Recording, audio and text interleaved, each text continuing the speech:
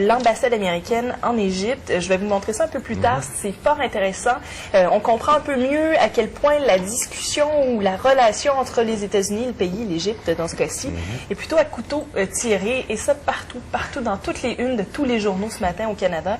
Vous savez, depuis quelques mois, l'information internationale était pas mal mise de côté, mais là, c'est de nouveau d'intérêt dans l'œil, dans l'œil du cyclone de tous les journaux.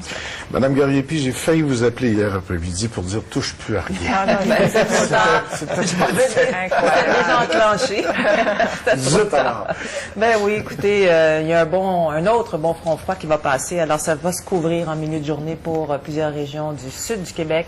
C'est déjà fait sur le nord-ouest. Et ce front-là va apporter du temps plus frais. On a remarqué la différence la dernière fois parce que avec les bons vents qu'on avait eus, les petites feuilles par terre, les changements de couleur aussi, et puis là, ça va s'accentuer un petit peu plus. Alors, là, on coupe 10 degrés entre aujourd'hui et demain sur le sud du Québec. Une chose est certaine, c'est que ça sent pas la coupe encore. Non. Non, ça sent. Non, puis les odeurs d'automne, vous avez raison, on a commencé à les deviner, là. Ben, on parlait d'Égypte, effectivement, ça va dominer l'actualité aujourd'hui. Commençons par ça, Claudine. Oui, parce que les manifestations contre ce film américain, L'innocence des musulmans, se poursuivent, en fait, pour une 4e journée près de l'ambassade des États-Unis au Caire. Les manifestants ont lancé des pierres en direction des policiers anti-émeutes qui ont répliqué avec des grenades lacrymogènes. On rapporte 224 blessés, plus d'une vingtaine d'arrestations.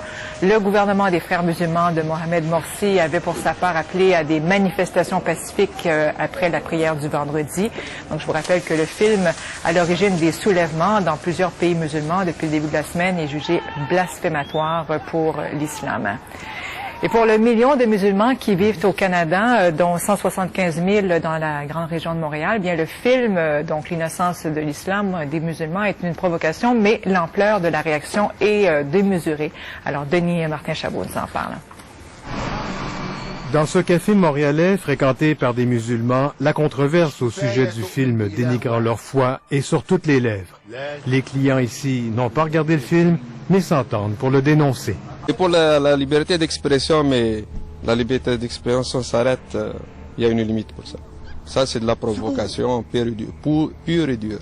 Il faut que les gens comprennent que la religion, c'est personnel, que de parler de telle ou telle religion et de donner une mauvaise image, c'est pas bon. J'en ai vu quelques petits bouts hier sur Facebook, une vingtaine de secondes. Ça a été très facile de se rendre compte que c'est un véritable navet. Haroun Bouazi milite pour la laïcité dans la société québécoise. Moi, je condamne donc ce film, non pas parce qu'il y a une représentation du prophète, mais vraiment parce que le message est un message de haine, où on voit une volonté d'agresser les gens dans ce qui est de plus cher chez eux.